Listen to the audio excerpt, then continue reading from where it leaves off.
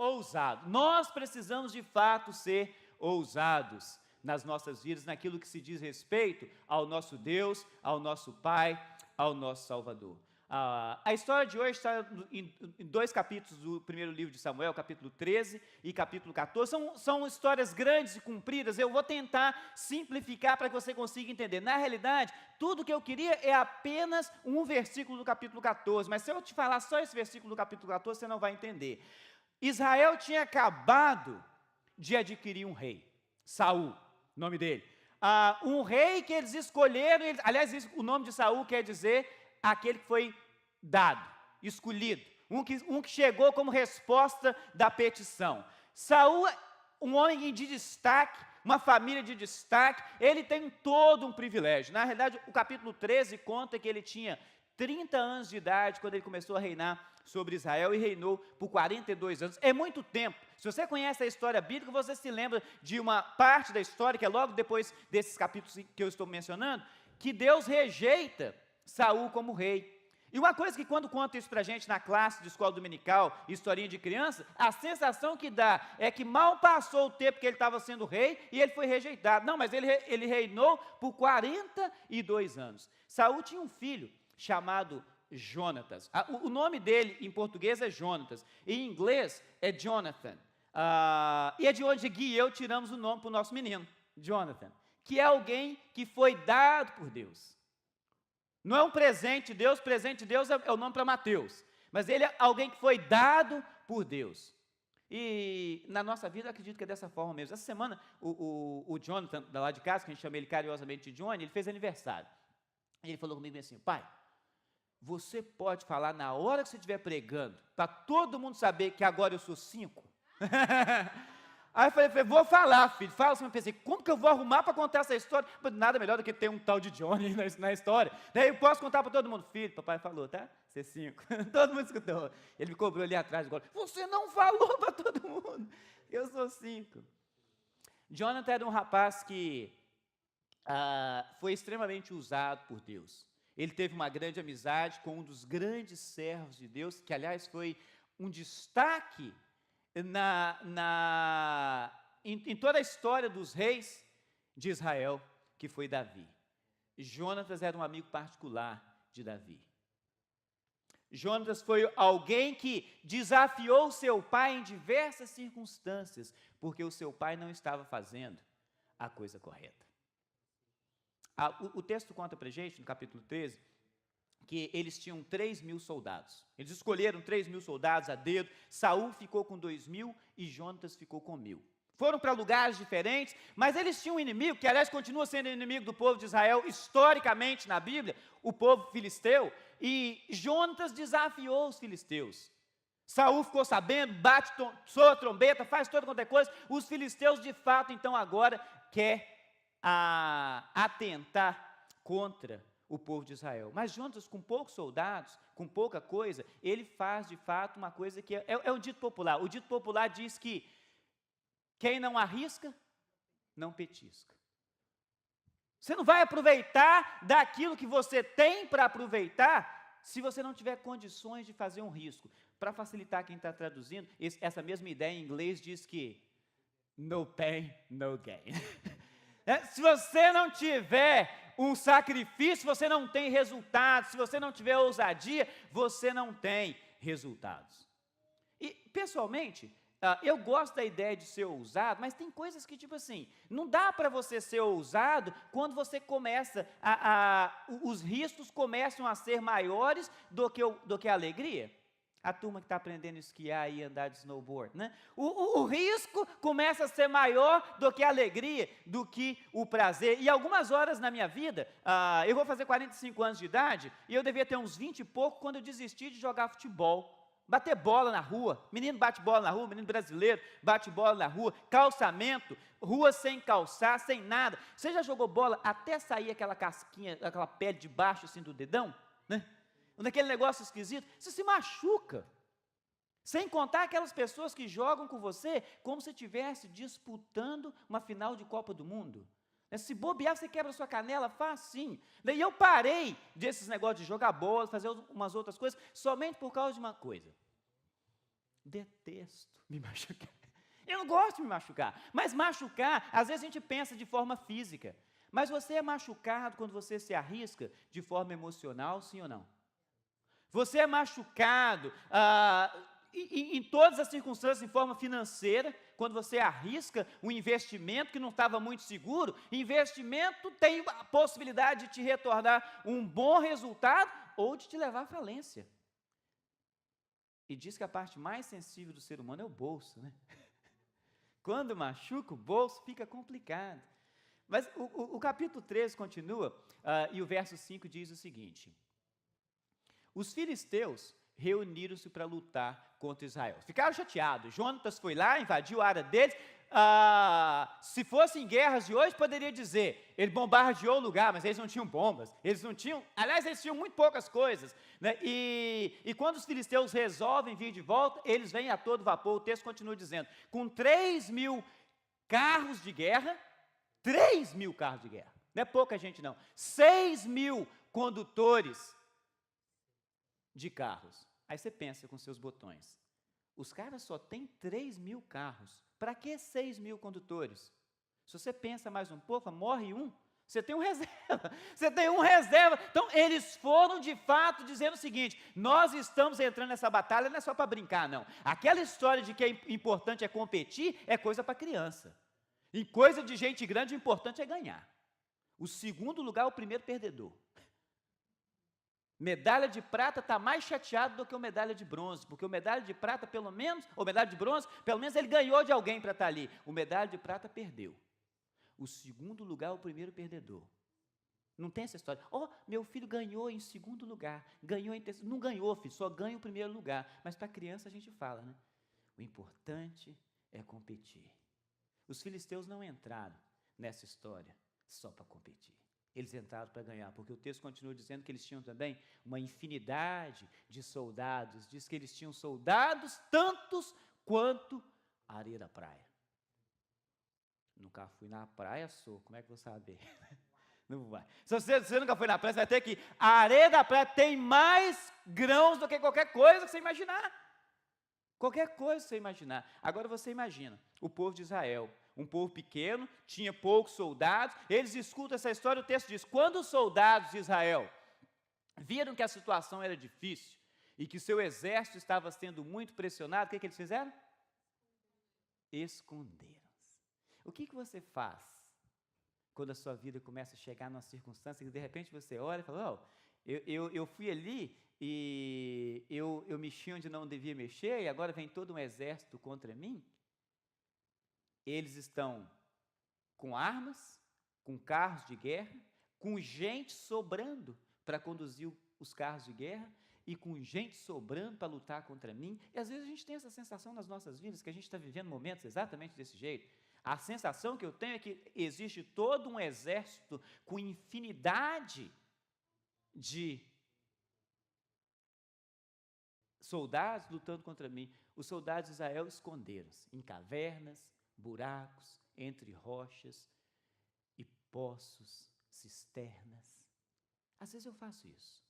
Quando eu vejo que o exército que está lutando contra mim é meio pesado, e não dá mais para poder lutar, Senhor, eu vou começar a achar uma caverna para que eu possa me esconder. Eu vou achar um poço onde eu possa me esconder. A gente vê essa história se repetindo com diversos servos na história da Bíblia, e a gente vê essa história se repetindo com servos dos dias de hoje.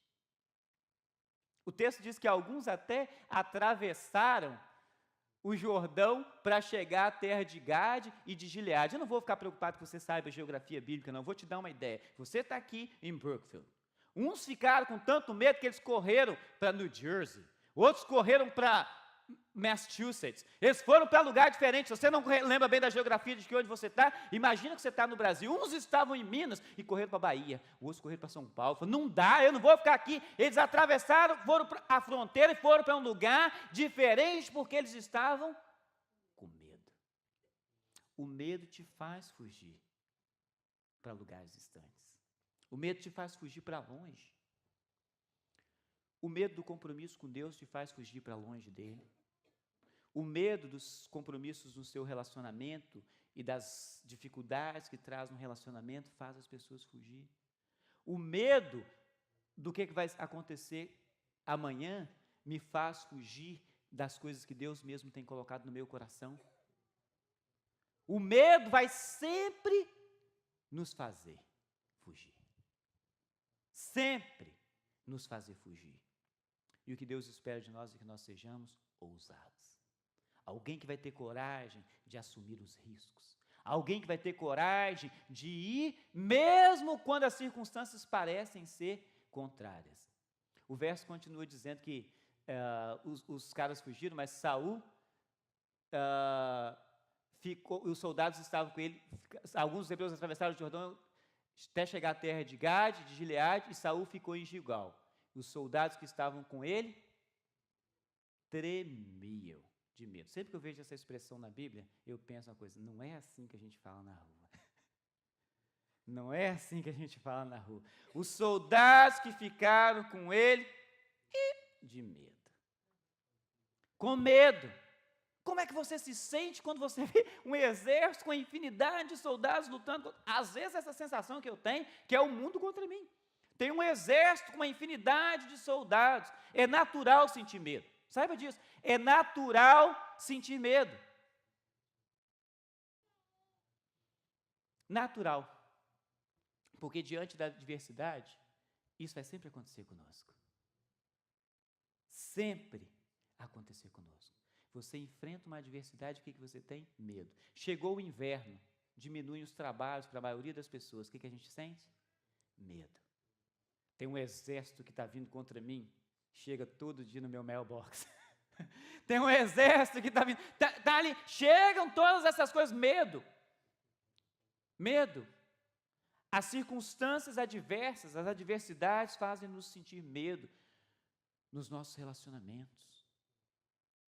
E Deus quer que nós sejamos ousados, quer que nós confiemos nele. A coisa pior, e ainda era pior do que parecia ser, que olha o que acontece. Naquela época, não havia nem mesmo um único ferreiro em toda a terra de Israel, pois os filisteus não queriam que os hebreus fizessem espadas e lanças. Os filisteus, ainda por cima, dominavam o mercado da serralheria, da metalurgia. Eles tinham a técnica, eles tinham o poder de fundir os metais, construir as suas armas, fazer todas as coisas, e o povo de Israel não tinha nada. Aliás, o texto continua dizendo que eles tinham que ir aos filisteus para afiar os seus arados, as suas enxadas, os seus machados e as suas foices. Você reparou nesse texto que não tem nenhuma arma sequer? Embora algumas pessoas usam algumas dessas coisas aí como arma, né? Mas não tem nenhuma arma de guerra aí. Arados, enxadas, machados e foices. Só tem aí ferramentas. Ferramentas. Uma coisa para a gente poder pensar, quando a gente olha para um texto como esse. Em algumas horas, Deus vai usar até a força do inimigo para preparar para você ferramentas. Deus vai usar a própria força do inimigo, capacidade do inimigo, conhecimento do inimigo, para preparar para você ferramentas. Amém?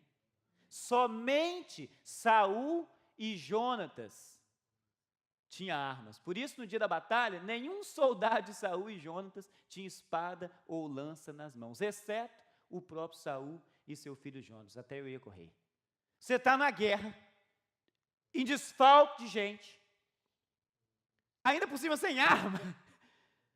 O que você quer que alguém fique ali? Honestamente, eu tenho que dizer para vocês, né? Eu parei de fazer algumas coisas que eu machuco, porque eu detesto me machucar, mas eu não só detesto me machucar, eu detesto perder também. Ninguém gosta de perder. Quem é que vai entrar em algum jogo para poder perder? Honestamente, eu não entro. Se você me vê fugindo de algumas coisas, é porque algumas horas eu não gosto de perder. E eu não tenho capacitação para ganhar, então não vou jogar. Não vou lá, né? Não vou participar. Alguns de vocês me conhecem há mais tempo, já devem ter me escutado contando a meu respeito. Eu morro de medo de montanha-russa de parque. É verdade, eu não tenho medo de dizer isso. Não tenho vergonha de dizer isso. Mas está para existir a montanha-russa que eu não vou. Porque eu vou em todas elas, com medo. Mas eu vou, sabe por causa de quê? Acidentes acontecem nas montanhas-russas? Claro que acontece. É só passar o verão que você começa a ler. Mas é raro acontecer. Acidente acontece com o avião também, mas é raro acontecer. Então eu aprendi a confiar no sistema. Você confia no sistema. Sabe por quê? Aquilo ali funciona bem. Você não tem que ficar preocupado, eu levanto as mãos. Tudo bem que algumas horas a mão desce tão rápido que a gente não dá tempo nem de ver o que aconteceu. Com medo. Adrenalina batendo ao extremo. E eu sempre falo a mesma frase quando está no alto do negócio. Por que brinquedo de adulto tem que ser assim? Por que não pode ser no chão? Por que não pode ser ali mais perto, direitinho? Mas eu vou em todas elas com medo, porque eu aprendi a confiar no sistema. Sabe o que Deus espera da gente? Que a gente aprenda a confiar nele. Algumas horas você vai estar com medo, mas você continua confiado nele, ousado, assumindo os riscos, porque você sabe que aquele em quem você está confiando não te deixa cair, amém? O que eu estou confiando não me deixa cair, não me deixa cair. Mudo de capítulo, e no final do capítulo 13, os filisteus preparam um lugar. Eles vão para uma área em especial, eles ficam no alto de uns penhascos e ficam ali esperando o momento de atacar Israel. E o capítulo 14 começa dizendo: certo dia, Jonatas, filho de Saul, disse ao seu jovem escudeiro: vamos ao destacamento filisteu do outro lado, a ousadia do rapaz. Literalmente, vamos entrar no lugar onde está o inimigo. Vamos no destacamento onde está o inimigo. Mas isso não é o verso inteiro. Repare o detalhe desse verso. Porém, não contou ao seu pai. Olha a coisa do cara. Vamos ao destacamento do inimigo, mas ele não contou ao seu pai. Honestamente, eu leio a história, eu tento ler a história nas entrelinhas. Jonatas conhecia o pai que ele tinha. Saul era um tremendo medroso. Ele era medroso. A história bíblica conta isso para a gente. Ele foi chamado como rei porque as pessoas olharam e viram Saul. A Bíblia diz que Saul se destacava de todos os homens de Israel do ombro para cima. Um homão. Você olha o sujeito e fala: é aquele ali, né? A mulherada, Saul, né? Aquele negócio. O homem que se destacava, eles escolheram Saul pelo olho. E é o que o nome dele quer dizer. Aquele foi resposta. A gente quer um rei. A gente quer um rei. Samuel, que era o profeta da época, ficou revoltado. Falou: Senhor, o povo está rejeitando a mim mesmo como profeta deles. E Deus fala com Samuel: Samuel, eles não estão rejeitando a você, não. Eles estão me rejeitando como líder deles. Eles querem um rei como tem as outras nações. Eles vão ter o rei. Mas Saul era um tremendo medroso. E Jonatas conhece, ele sabe o pai que ele tem. Ele sabe o pai que ele tem. Daqui a pouco na história, um gigante vai desafiar o povo de Israel. E se você conhece, você conheceu, cresceu na igreja, você conhece a história de Davi lutando contra o gigante Golias. Você conhece esse detalhe. Se você não conhece, é uma das histórias mais clássicas da Bíblia. Um rapazinho que nem era guerreiro, nem era nada, depois ele se torna um guerreiro de Deus e de Israel. Mas é um menino que vence o gigante porque o rei estava com medo.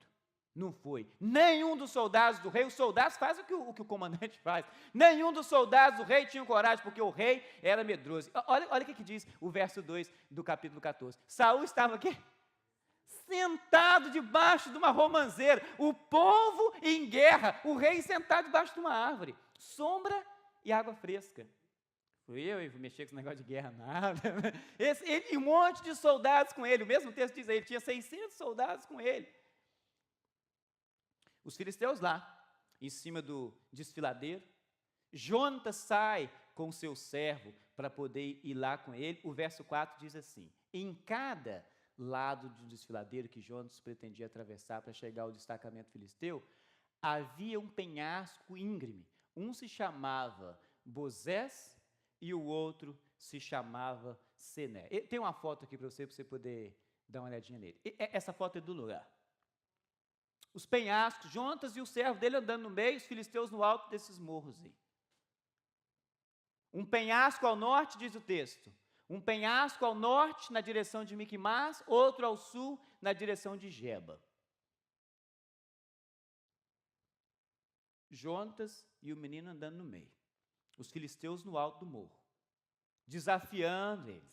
Daqui a pouco eles veem Jonatas e o menino, os dois fizeram um combinado, né, como que eles iam agir, se de fato seria a vontade de Deus ou não que eles fizessem o desafio àqueles filisteus. Muita gente, muito carro de guerra, muito homem com arma, Quem tinha arma nessa história? Só Jonatas, o rapaz só estava carregando as armas dele, era o escudeiro dele. Era o escudeiro dele. O verso mais importante, e é o verso que eu queria que a gente parasse um pouco mais de tempo hoje aqui. Jonatas disse ao seu escudeiro: vamos ao destacamento daqueles incircuncisos. Talvez o Senhor haja em nosso favor. Vou falar com você um negócio. Você quer me convencer a fazer um negócio que eu estou correndo risco de minha vida? Você me dá uma opção maior do que talvez. Talvez o Senhor haja em nosso favor. Pode ser que sim, pode ser que não.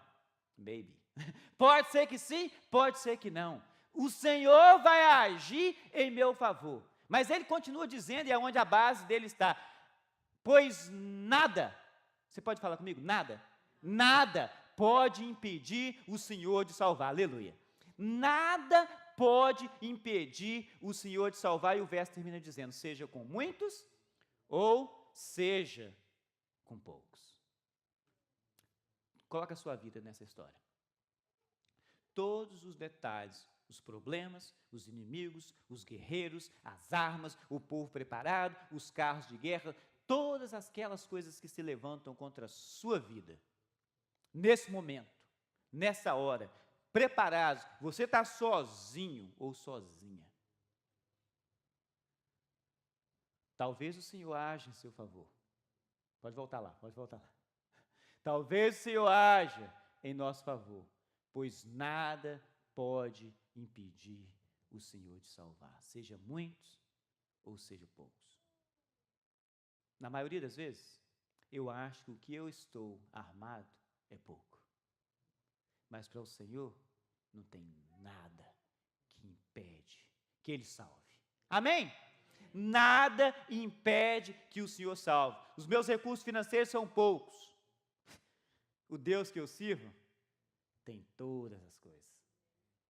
As minhas armas são poucas. O Deus que eu sirvo tem todo o poder. Jonatas desafiar é uma coisa. O pior é o que o rapaz responde. Disse o seu escudeiro: faz o que tiveres em mente, eu irei contigo. Você é esse tipo de amigo? Você é esse tipo de amigo? Fala, faz o que você tiver em mente, eu vou com você. Você tem amigos que fazem isso com você?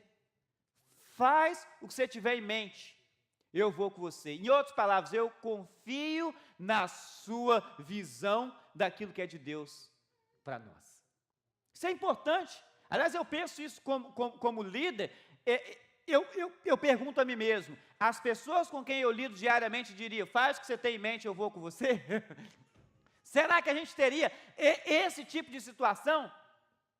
Sabe, o detalhe de Deus para nós, e vale a pena você poder pensar nisso, é que Deus espera que a sua confiança nele faça de você um servo ousado. Amém? Deus espera isso, que você seja ousado, não é baseado naquilo que você está vendo, não é baseado naquilo que você está conhecendo, não é baseado na quantidade de pessoas que você tem, ou em quantos zeros tem depois os números na sua conta bancária, é confiado no poder que só Deus tem, de fazer todas as coisas possíveis. Todas as coisas são possíveis para aqueles que usam de ousadia no nome do Senhor. Aleluia, aleluia, o Senhor é maravilhoso. Jonatas sobe o penhasco. Ele escalou o desfiladeiro, usando as mãos e os pés. O escudeiro foi logo atrás. Jonatas os derrubava e seu escudeiro logo atrás matava. Olha a coisa, os caras enfrentando aquele monte de gente, subindo aquele, vocês viram o desfiladeiro, subindo, escalando, com as mãos e os pés, não tinha corda para fazer lá escalador de montanha, né? Rapel. Não tinha corda, eles estavam lá, subindo mãos e pés. Um derruba, o outro mata. Naquele primeiro ataque, diz o texto, Jonatas e seu escudeiro mataram cerca de 120 homens numa pequena área. Só numa pequena área, no lugar onde ele estava. Os caras estavam do alto morro desafiando. Vamos ver lá, os caras estão vindo. Começaram a sair da toca, começaram a desintocar. E a palavra de Jonatas era: se eles nos desafiarem, a gente sobe, porque é Deus que está querendo que a gente vai. É Deus que está querendo que a gente vai. Isso tudo aconteceu. 120 homens que eles venceram e causaram rebuliço em Israel, o povo de Israel ficou empolgado, a gente pode ir, a gente pode partir porque o Senhor está conosco. Agora até Saul se anima, manda falar com os outros soldados, o medroso que estava lá debaixo da árvore, fala, não, vamos agitar a galera aí, porque a coisa está boa, podemos ir, porque o Senhor está no nosso lado. Já começaram até a ganhar, 2 sujeitos, só um com arma. É assim que você se vê às vezes lutando nesse mundão das coisas que fica contra nós. Só eu sozinho aqui com essas armas na mão. No máximo tem alguém aqui que me é um ombro para eu poder chorar do lado do seu escudeiro, né? É meu ombro para eu poder chorar junto. Mas tudo isso aconteceu porque ele decidiu ser ousado. Você precisa decidir ser ousado para que as coisas de Deus aconteçam na sua vida. Conta uma história que estava um avô com um netinho na porta da casa na fazenda, e tinham 5 cachorrinhos, daqueles cachorrinhos de fazenda, brincando embaixo. E de repente apareceu no meio do mato lá, um coelhinho, e o coelhinho colocou a cara para fora do mato, e percebeu os cachorros, ele correu de volta. E um dos cachorros viu o coelho, e partiu atrás. Se você já foi interior, você sabe como é que é esse negócio. Os outros fazem o quê? Vão na cola. Eles foram na cola, e um latiu e correu atrás, os outros levantaram a orelhinha, balançaram o rabinho, correram latindo atrás também. E o avô falou com o netinho assim, vou te contar o que vai acontecer. E o menino falou, o que vai, avô? Ele falou, daqui a pouco, esses outros 4 que correram depois, vão voltar com a língua para fora, cansado, olhando para um lado, olhando para o outro, olhando para lá, e sem saber o que fazer. De vez em quando vão dar uma latidinha, e quando escutar um barulho, mas eles vão voltar sem nada. E o outro, vô, ele vai voltar daqui uns 10 minutos com o coelho na boca. E daí a pouco chega os cachorros. Falei, vô, como é que você sabia? Como você sabia que isso ia acontecer? Ele falou, eu sabia, porque só um viu o coelho. Só um viu o coelho. Deixa eu falar um negócio para você. No seu relacionamento com Deus, você precisa ser o que vê o coelho. Você vai ser ousado, vai lutar e vai batalhar, não importa o preço, um monte de gente vai levantar e vai sair, literalmente, latindo junto com você, fazendo rebuliço junto com você, uns vão voltar, mas você precisa ser o que vai ver o coelho, porque você vai até o final. É o ousado, é a expectativa que Deus quer. Você se baseia naquilo que você vê?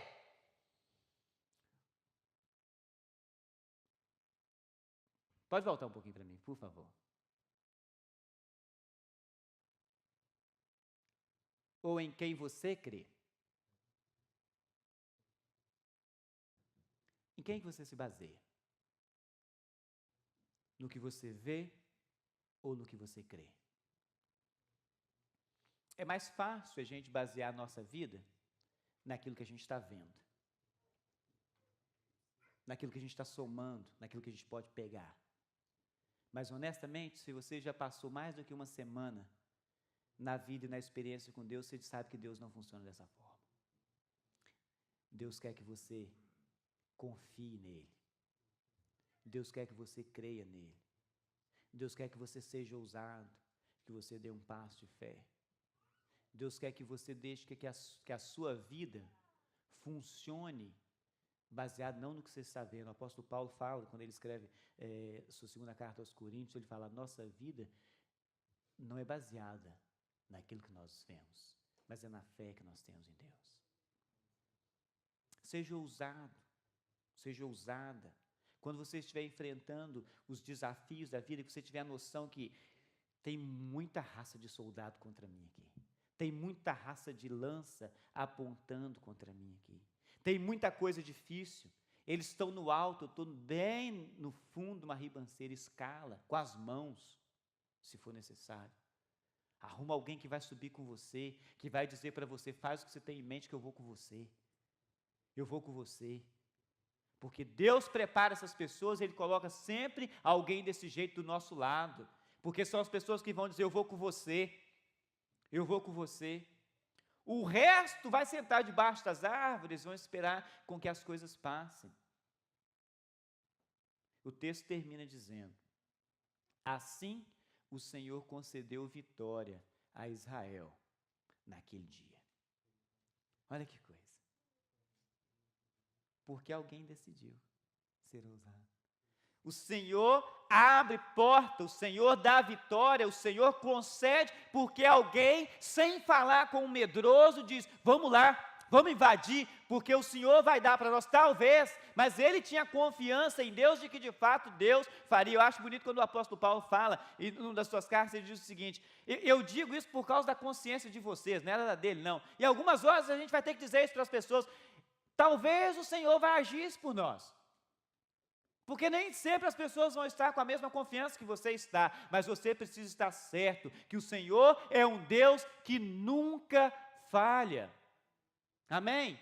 O Senhor, você pode falar isso comigo? O Senhor é um Deus que nunca falha.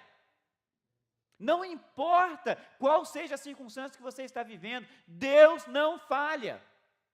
E vale a pena ser ousado na presença dEle. Vale a pena ser confiante na força dEle, não na nossa própria força. Não na nossa própria força. Decida ser ousado. É uma decisão. Você pode escolher ficar sentado onde você está, você pode escolher ficar no conforto de onde você está, mesmo que você talvez se sinta com menos arma, com menos força, com menos capacitação, você pode escolher ficar, mas ousadia é uma decisão, você vai ter que escolher isso, você vai ter que escolher isso. E é bonito quando a palavra de Deus diz, e agora há pouco a gente falou isso, do escritor aos Hebreus, dizendo: com ousadia nós entramos na presença do nosso Deus, porque Deus nos permitiu um caminho, aleluia, Deus nos permitiu um caminho para que de fato a gente tenha confiança e a gente seja ousado, porque o Senhor é um Deus que providencia. Deixa eu falar para você, decida correr os riscos de Deus. Não corra os seus próprios riscos, não. Decida correr os riscos de Deus. São as coisas que Deus tem para você. As coisas que Deus quer para você. As coisas que Deus prepara para você. Uma coisa é você ser ousado na presença de Deus e a outra é você ser irresponsável. Irresponsabilidade não é a mesma coisa que ousadia. São coisas diferentes. De fato, você precisa ter certeza de que Deus é o Deus com quem você teve um encontro, que é o Deus que está proporcionando para você todos os detalhes para que a sua vida seja uma vida capacitada. Jonatas tinha tido já experiências com Deus, ele sabia quem era o Senhor. E se você já teve uma experiência com Deus, você precisa sempre se lembrar que o Senhor é o Deus que nunca falha. O Senhor é o Deus que sempre providencia, e o Senhor é o Deus que espera que você seja ousado. Quando você achar, eu estou com poucos recursos, e Deus vai olhar para você e vai esperar, e como é que você vai fazer agora? Você vai se esconder, vai ficar deitado, sentado debaixo da romanceira, ou você vai decidir ir à frente? Porque o Senhor é o Deus que providencia. Decida ser ousado, decida correr os riscos de Deus para a sua vida. Amém? Amém? Vamos ficar de pé, orar ao Senhor mais uma vez. Pai.